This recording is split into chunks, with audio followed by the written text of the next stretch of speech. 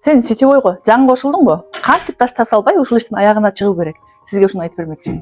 Биринчиден, продукция жана компанияны жакшылап үйрөнүңүз. Эмне менен иштеп жатканыңызды так билиңиз.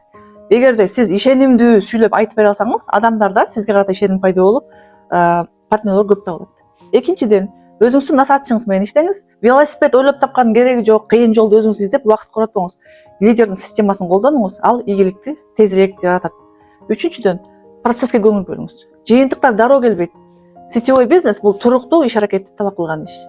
Төртүнчүдөн, жок деген сөздөн коркпоңуз. Ар бир жок сени обага жакындатат. Баш тартууларга көңүл бөлбөй, алдыга жыла бериңиз.